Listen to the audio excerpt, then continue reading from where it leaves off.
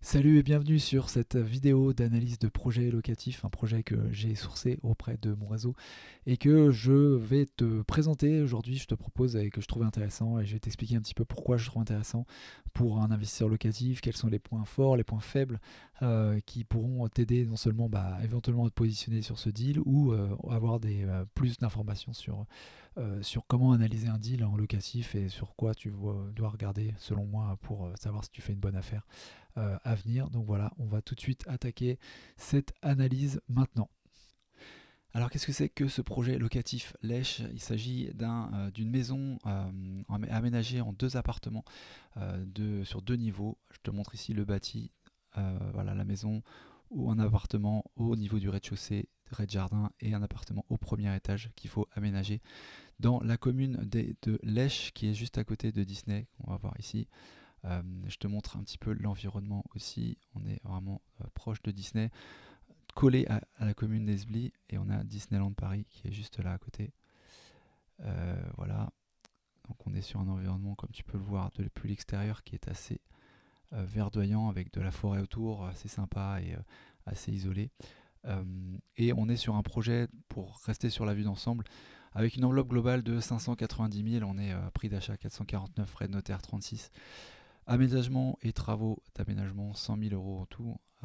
Donc on arrive à 590. Une forte rentabilité, 19% de rendement brut, 11% de rendement net, ce qui nous amène un cash flow mensuel à 2000 euros sur ce projet-là, avec des hypothèses qu'on va voir juste après, qui sont assez conservatrices, assez prudentes. Voilà, donc je déroule un petit peu sur l'analyse. Je vais te montrer un petit peu les points forts, les points faibles, ce que j'en pense. Au niveau de la situation, on est très bien placé. On est encore une fois à 10 minutes, 15 minutes de Disney. On a aussi un accès à 10 minutes de Val d'Europe qui est au sud de Disney ici, qui est un centre commercial assez prisé des touristes qui aiment bien y aller. Et on est assez proche de Paris aussi, que ce soit via le train avec la ligne P du Transilien depuis Esbly ici, ou bien directement en voiture. On est aussi à 30-45 minutes à peu près en voiture. Je vais essayer d'augmenter un petit peu la taille pour que tu puisses un petit peu mieux voir. Mais en gros, voilà ce qu'on a.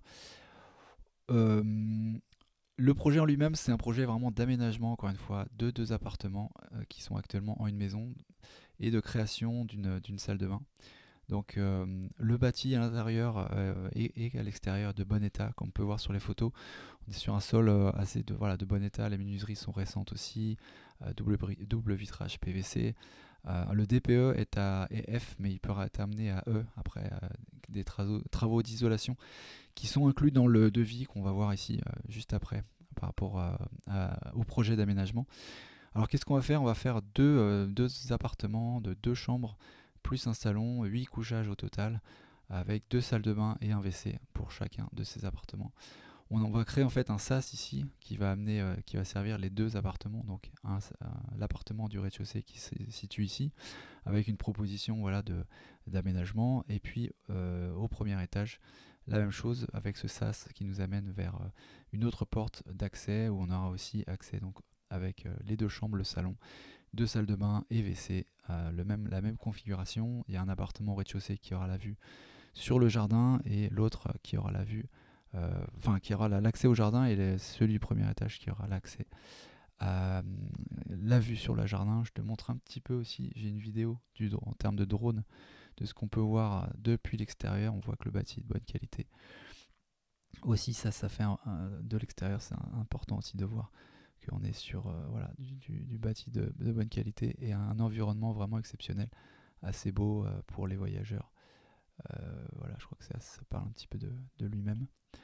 On va rentrer un petit peu dans les chiffres. Avant de rentrer vraiment dans les chiffres, la chose que tu veux regarder quand tu analyses un projet locatif, c'est l'étude de marché, c'est à combien tu peux louer ces logements. Donc on est sur un projet de location courte durée sur ce projet-là, et chacun des appartements a 8 voyageurs. Donc on a été comparé d'abord sur Airbnb, voir ce qui se louait dans ce type de bien, et on est aux alentours de 200 à 250 euros, que ce soit en novembre, en décembre, en janvier, un petit peu plus cher en mars. On voit qu'en mars, il y a une sorte de saisonnalité où on est plutôt autour des 250-300 selon les typologies de biens. Encore une fois, pour du 8 couchages qui est un format très prisé des voyageurs qui viennent en général en famille avec les amis, etc.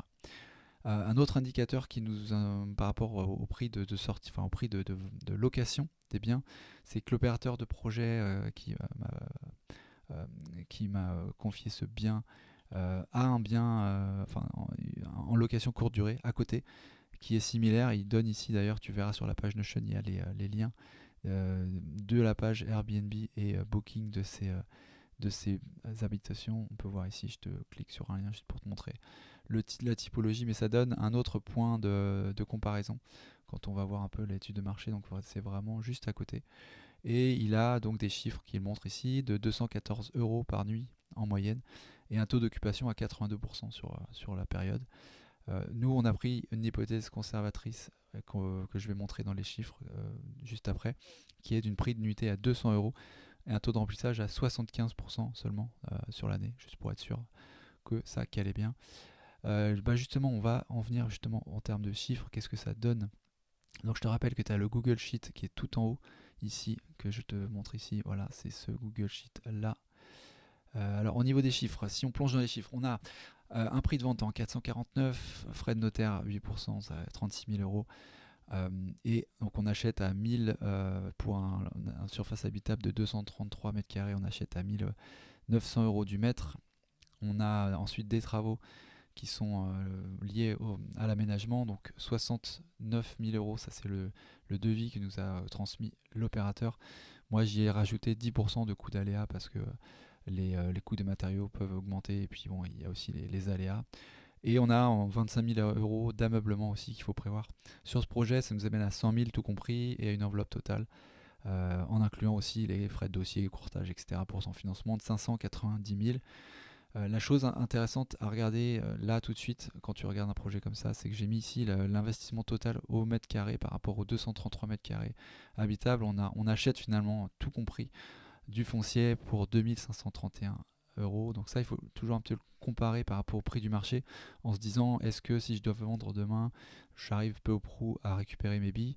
Premier indicateur par rapport à ça, c'est le meilleur agent. Donc j'ai tapé ici l'adresse du bien et il nous donne, alors on a une grosse variance quand même, mais en moyenne sur de l'appartement, ce qui est ce qu'on vendrait à la sortie, on serait en moyenne à 3192 € du mètre, mais on voit qu'ici ça va quand même de 1500 à 5000. Donc le deuxième point à regarder, et je l'ai fait sur Patrim, c'est le site des impôts. J'ai regardé ce qui se vendait sur la dernière année autour du bien, tu vois, qui sont là, commune d'Esbly, etc. Il y a pas mal de diversité, de disparité de prix que tu peux voir ici. Au mètre carré, on passe de il y en a certains à 1000, 1009, 1005 même, et puis on monte à 4006. Bon, il faut retraiter parce qu'il y a des. Vous regardez l'année de construction ici, quand on est sur du bâti à 2000, de 2023, bon, c'est du neuf, donc là on peut pas comparer, ce qui est pas comparable.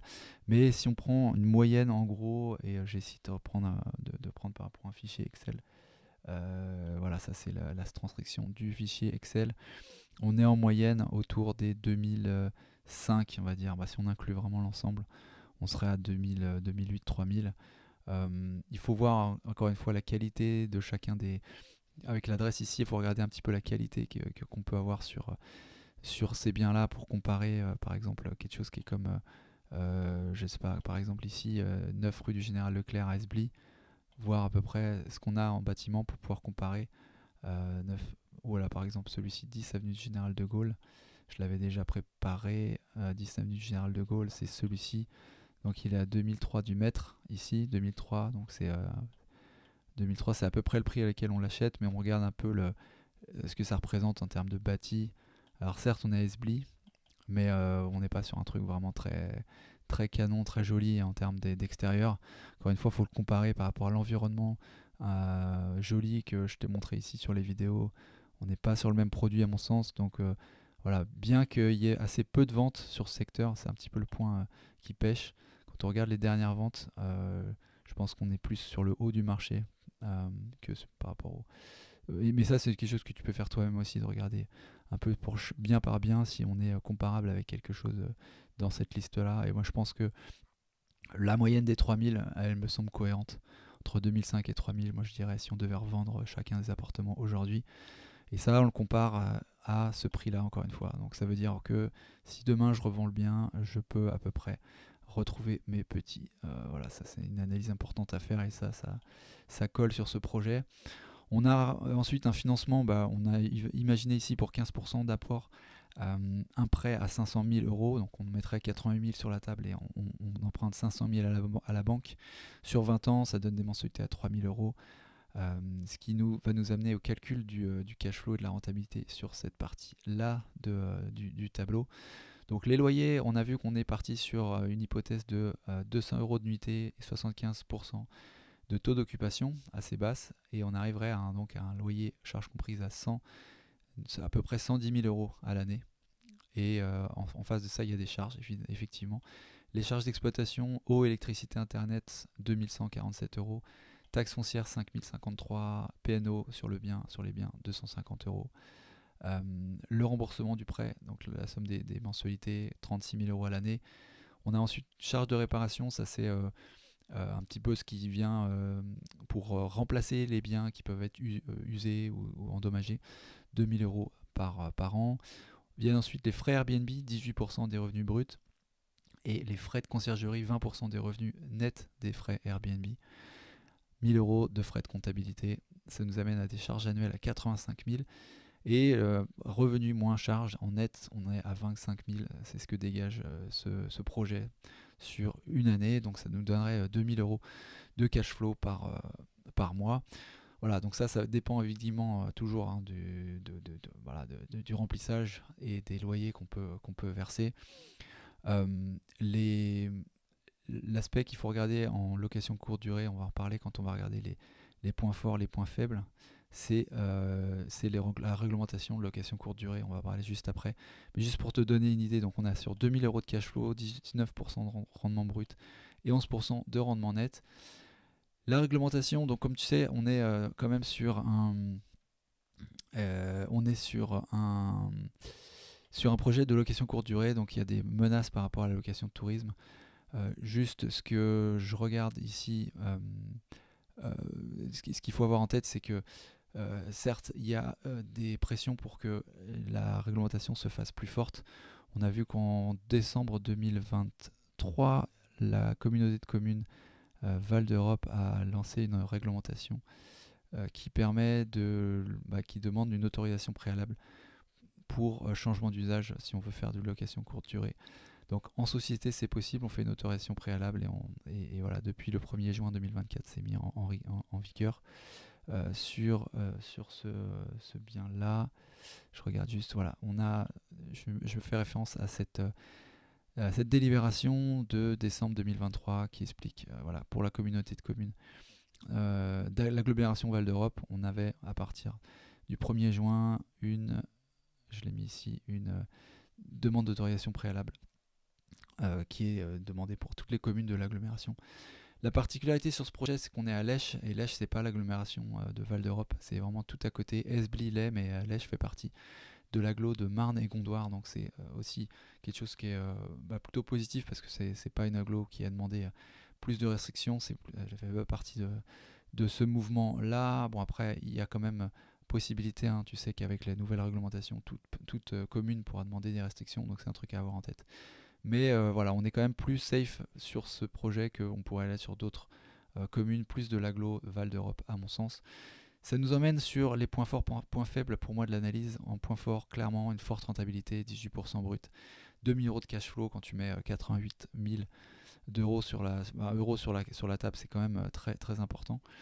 L'autre point fort, c'est qu'on n'a pas de contrainte d'urbanisme, on est sur de la division de bâti. Donc là, en l'occurrence, c'est même pas une division puisque c'est un aménagement en fait. Donc on peut vraiment faire ce qu'on veut dans la maison qu'on achète. On est proche de Disney et proche de Paris, ce qui garantit une bonne demande locative toute l'année. Et on a, comme on l'a vu, une structure saine du bâti, que ce soit intérieur ou extérieur. On est quand même sur du bâti de qualité. Donc on part sur une bonne base saine. Les points faibles que j'ai identifiés pour moi, c'est le fait d'exécuter les travaux, même si ça reste quand même des travaux simples, il faut quand même les faire et les superviser. L'enveloppe globale d'investissement est pas pour toutes les bourses. On est à 590 000 euros de projet total. Voilà, il faut les avoir. Après, en association, c'est peut-être plus facile quand même de se porter sur ce type de projet. L'autre point faible, c'est que on n'est pas, comme je l'expliquais, c'est pas une division, donc on n'a pas de compteur séparé. On a un compteur pour les 2 appartements. Donc c'est pas un problème si tu l'exploites en location courte durée. Par contre, si tu veux un jour vendre un des 2 appartements, il faudra que tu fasses la division.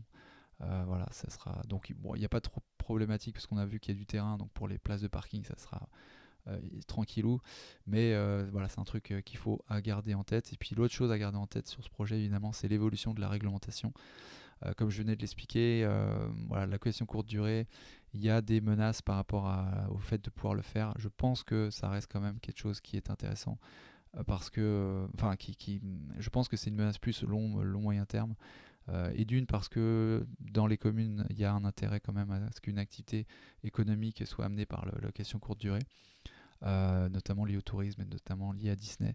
Et puis la deuxième raison qui me conforte un peu aussi, c'est le fait que Lèche, encore une fois, soit pas partie de Val d'Europe, mais d'une autre agglomération qui a été moins, on va dire, organisée ou moins qui a mis moins l'accent sur les restrictions sur les dernières années.